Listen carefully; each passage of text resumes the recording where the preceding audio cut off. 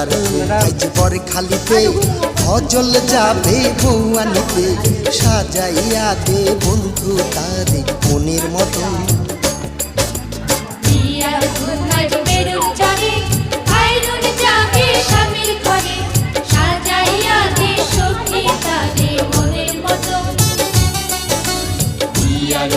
আজ বরখালিতে অজল যাবে বউয়ানিতে সাজাইয়া দে বন্ধু তারে মনের মতন।